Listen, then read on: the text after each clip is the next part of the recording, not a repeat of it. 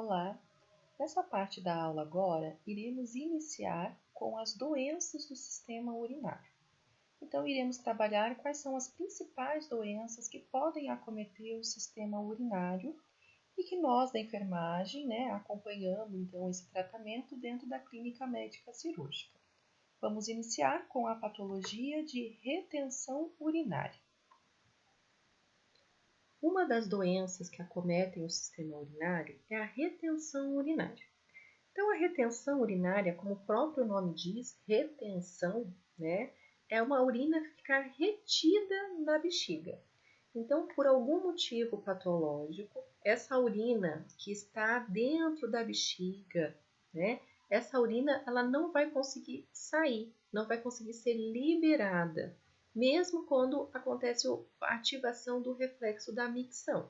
Então, relembrando um pouquinho ali da fisiologia da bexiga, então a bexiga ela é formada por um músculo, então ela é revestida por um músculo liso, a qual esse músculo ele permite com que ela tenha então essa dilatação, Então quando ela está cheia de urina, ela distende, Então ela fica como se fosse uma bexiga mesmo, ela distende, e quando ocorre a liberação dessa urina, então ela se contrai, Ela fica mais murcha. E esse distender, então, quando a urina ela começa a chegar dos ureteres para a bexiga, e essa urina, então, ela vai chegando em torno de 300 ml, acontece, então, um reflexo neural.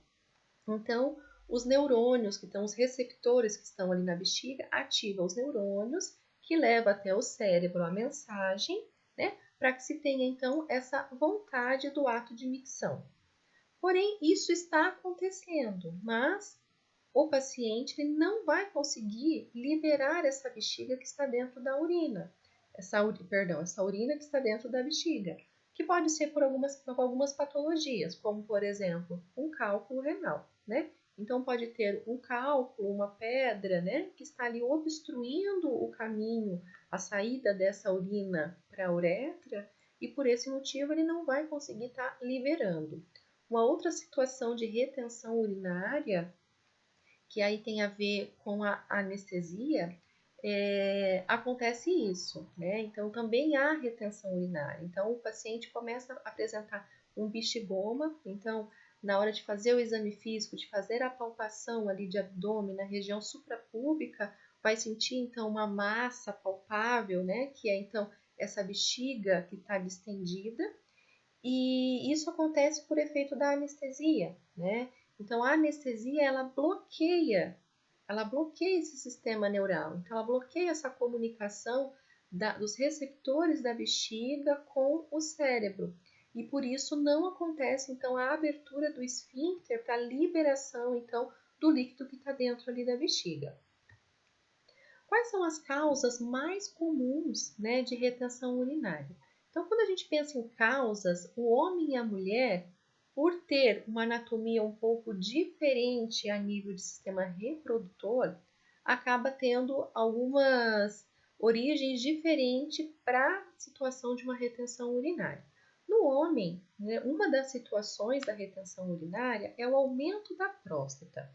Então, quando esse homem tiver uma hipertrofia prostática, isso vai fazer com que ocorra uma constrição, Isso vai acontecer com que haja um comprometimento ali do ureter. Então, se vocês olharem aqui, na imagem, então, quando essa próstata ela aumenta, ela vai comprimir, então, o canal da uretra. E como ela comprime o canal da uretra, ela pode levar, então, uma estenose, ela pode levar uma obstrução, a qual não consegue-se, então, fazer a liberação da urina que está presente na bexiga. O comprometimento, da função muscular, então, por algum motivo, a musculatura dessa bexiga, ela pode estar atrofiada, ela pode ter algum comprometimento e não conseguir, então, fazer essa distensão, e não ter, então, essa comunicação, certo?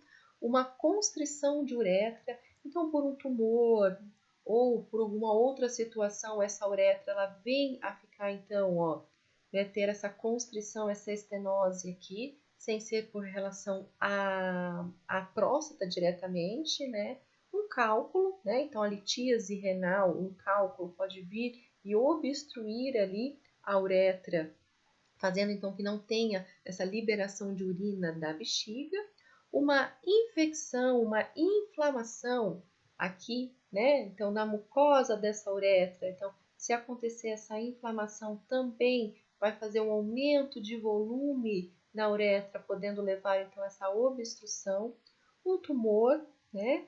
Uma fimose, um AVC, né? Então o AVC vai ter um problema então nessa comunicação, né? Nessa comunicação neural da bexiga com o cérebro para ter a abertura desse esfíncter. Então essas são algumas causas para o homem.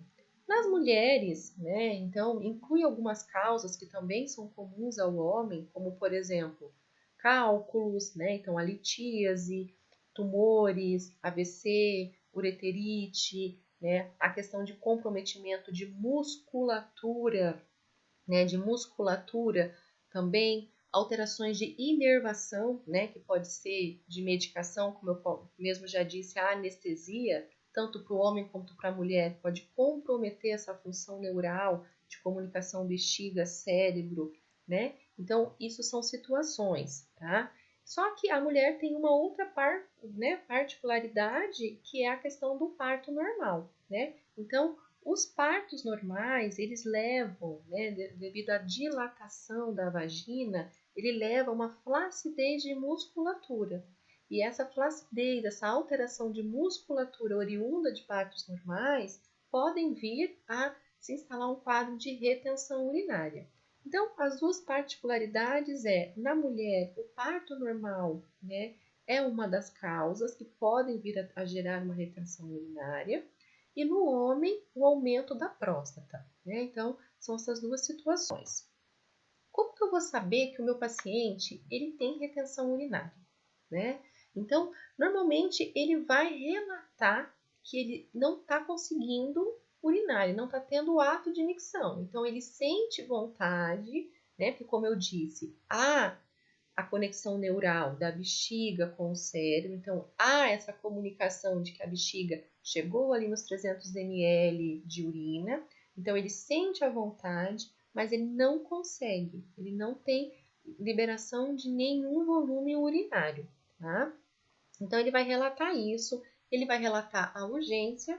Então, como na aula anterior a gente colocou, a hesitação, gotejamento, porque às vezes pode ter uma obstrução total, como pode ter uma obstrução parcial. Então, ele sente a vontade do ato de micção, mas na hora que ele vai fazer o ato de micção, sai apenas algumas gotas, né? Alguns gotejamentos, não sai um jato completo. E isso vai gerar o que no paciente, né? Isso vai gerar desconforto. Isso vai gerar uma dor abdominal na região de bexiga. Então, a gente sabe que a bexiga ela fica ali abaixo do umbigo, na região suprapúbica, né? Então, naquela região, o paciente vai referir a dor.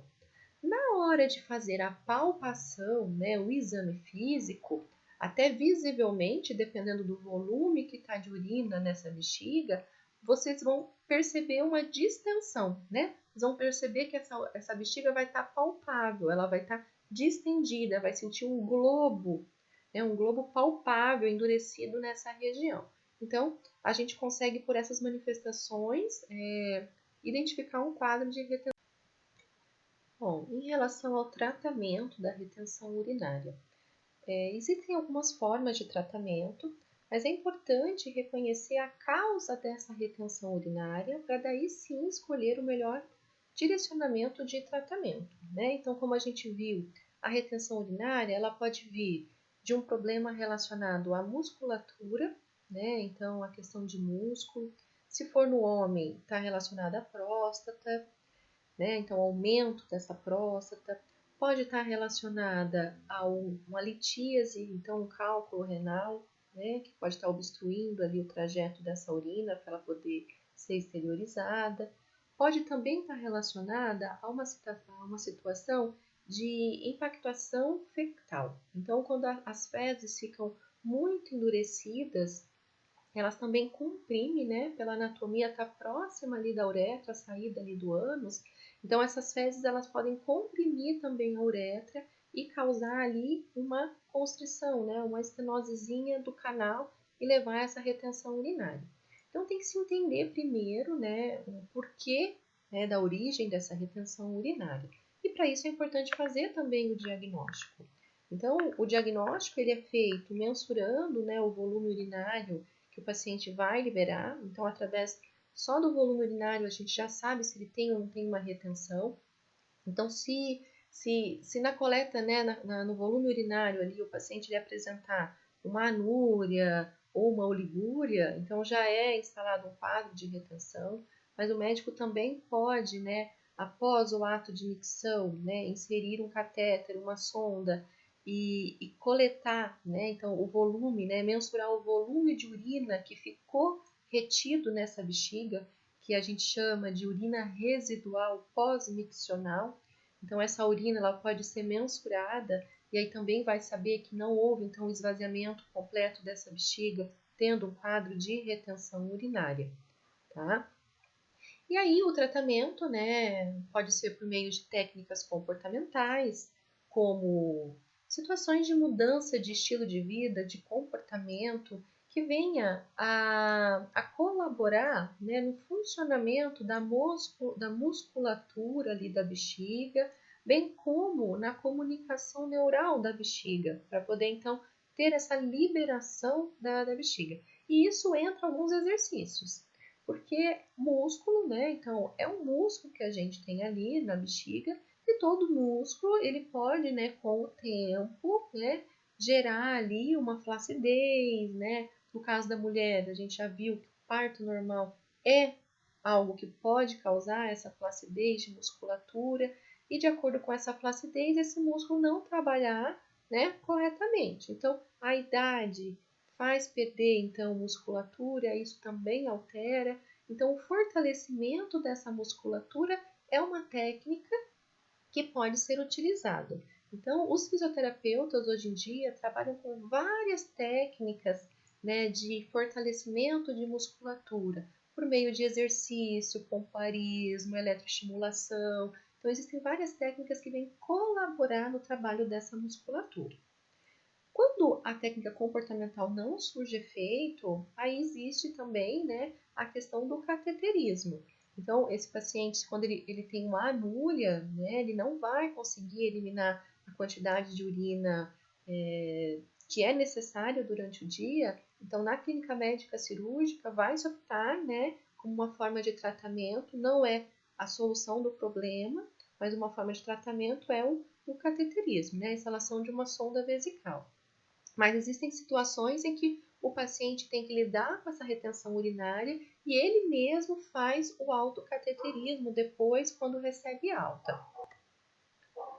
Uma técnica que vem sendo utilizada bastante também no tratamento da retenção urinária é a neuromodulação. Mas aí a neuromodulação ela não está ligada a quadros de retenção que é oriundo, por exemplo, de litíase, que é oriundo de problema de próstata, né? Próstata aumentada, ou de uma uretrite. Então, algo que venha a ser solucionado de uma outra forma. A neuromodulação é quando o problema está mesmo na conexão, né? Nas conexões neurais da bexiga, né, com o sistema nervoso central. Então, há uma falha nessa conexão, nessa modulação. Então, quando a bexiga ela enche, ela distende, então ela libera sinais, né, neurais para que aconteça, então, a micção. Então, por algum motivo, está tendo uma falha nessa comunicação. Então, através da neuromodulação, assim como vocês estão vendo aqui na foto, é instalado um aparelhinho, né? Então, esse aparelhinho que fica aqui ó no sacro instalado, ele vai liberar estímulos. Então, ele reconhece os estímulos, né, de bexiga distendida, e a bexiga relaxada, e ele vai liberando estímulos para que aconteça, então, essa abertura do esfíncter, né, de acordo com a situação dessa bexiga, se ela vai estar cheia ou não. Em relação aos cuidados de enfermagem, então qual é o papel do técnico de enfermagem frente a um diagnóstico de retenção urinária? Primeiro, né, de tudo, ele tem que facilitar, né, o esvaziamento dessa bexiga. Então, por meio de ações, né, que proporcionam o alívio, porque estar com esse bexigoma, com esse volume, né, com esse volume urinário, né, com essa bexiga cheia, isso causa um desconforto, né? Então, por meio da sondagem, o técnico de enfermagem não realiza a sonda vesical de Temore nem a de alívio, mas ele auxilia o enfermeiro, né, nesse momento, certo? Algumas situações também de retenção urinária que pode acontecer é no pós-operatório imediato. Então, aquela regulação neural, né, ela fica comprometida por conta da anestesia. Então, algumas medidas simples, às vezes, colaboram e ajudam o paciente a restabelecer um pouco essa comunicação. Então, antes de se optar por uma sondagem vesical, é importante usar algumas técnicas, como uma compressa, né? Uma compressa quente na região suprapúbica, né? Então, ali na região hipogástrica. Então, a compressa quente vai realizar um relaxamento da bexiga e esse relaxamento pode, então, vir a abrir o esfíncter e ter a liberação ali dessa urina. Sons, né? Então, abrir uma torneira ou colocar no celular um barulho de chuva, de cachoeira, barulho de água saindo da torneira. Isso também pode estimular, né, o cérebro do paciente e ter, então, restabelecer essa conexão neural. Tá? Claro que no pós-operatório isso é provisório, a partir do momento que a anestesia ela parou com o efeito, vai voltar então o ato miccional normalmente, né? Ok. Então a sonda vesical, né, no caso, é uma das situações. As medicações, então existem medicações que trabalham no relaxamento dessa musculatura, né? Existem também medicações que o paciente pode vir a tomar, alguns antidepressivos, alguns medicamentos que causam problemas, né? Problemas nessa conexão neural ali da bexiga com o cérebro. Então também é importante estar levantando, vendo quais medicamentos que esse paciente faz uso, né? A água, né? Então está orientando o aumento no consumo de água, caso esse paciente não tome a água no volume superior a 2 litros. Então, fazer esse paciente tomar bastante água, porque o aumento, né, a ingesta de água vai fazer com que essa bexiga ela encha mais e ela diminua mais, então ela vai trabalhar mais. Isso pode fazer restabelecer essa conexão neural. Sempre está orientando o paciente a não segurar a urina, né? Então, toda vez que ele sentir vontade, ele deve, então, ir ao banheiro, porque o hábito de ficar segurando a urina, né? Então, você meio que está camuflando, meio que você está enganando o teu cérebro, né? Então, você engana, porque para o cérebro, quando tem a distensão da bexiga, ele é comunicado para que aconteça de forma voluntária o ato de micção. Mas se começa a segurar muito, vai chegar uma hora que o cérebro ele não vai entender essa conexão e ele pode, então, quando a bexiga estiver distendida, ele não liberar esse estímulo do ato miccional. Então, por isso que é importante não ficar segurando a urina e sempre ir ao banheiro toda vez que sentir vontade.